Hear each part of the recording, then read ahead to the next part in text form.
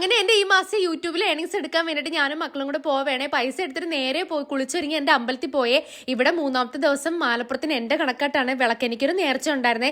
കഴിഞ്ഞ വർഷം ഇതേ സമയം എന്റെ മോന് കഴുത്തിൽ ഒരു മുഴ വന്നിട്ടുണ്ടായിരുന്നത് കുത്തി പരിശോധിക്കാനൊക്കെ ഡോക്ടർ പറഞ്ഞപ്പോൾ എന്റെ നെഞ്ചിലൊരു പിടച്ചിലായിരുന്നു കേട്ടോ എന്റെ റിസൾട്ട് എന്താവും എന്നൊക്കെ. അപ്പൊ ആ സമയത്ത് ഞാൻ നേർന്ന സമയത്ത് എന്റെ കയ്യിൽ നേരാൻ വേണ്ട ഒരു 10,000 രൂപ പോലും എടുക്കാനില്ലായിരുന്നു കേട്ടോ.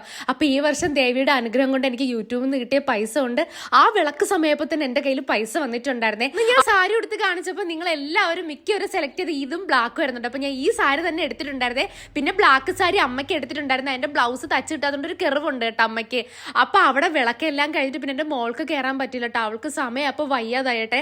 പിന്നെ ഈ സമയത്താണ് കുടുംബക്കാരെല്ലാരും കാണുന്നത് കേട്ടോ. അല്ലെങ്കിൽ കല്യാണങ്ങൾക്ക് എല്ലാവരും ഒത്തുകൂടി കഴിയുന്ന സമയത്ത് നമ്മൾ വിശേഷങ്ങളൊക്കെ സംസാരിക്കും. പിന്നെ അത് കഴിഞ്ഞാൽ പിന്നെ കുറച്ച് നുണയൊക്കെ പറയും കേട്ടോ. അപ്പൊ ആ സമയത്ത് നമുക്ക് പാട്ട് പാടുന്നവർക്ക് നമ്മൾ പുതിയ ഡ്രസ്സ് എടുത്ത് കൊടുക്കണം കേട്ടോ. അപ്പൊ എല്ലാവർക്കും എടുത്തു കൊടുത്ത് അനുഗ്രഹമൊക്കെ മേടിച്ചിട്ടുണ്ടായിരുന്നേ. ഏകദേശം 20 അടുപ്പിച്ച് എന്റെ കയ്യിൽ നിന്ന് വിളക്കിനായിട്ടുണ്ടായിരുന്നേ. അപ്പൊ നല്ലപോലെ പ്രാർത്ഥിച്ചിട്ട് വീട്ടിൽ പോയി. അപ്പൊ ഇന്നത്തെ വീഡിയോ ഇത്രയുള്ളേ.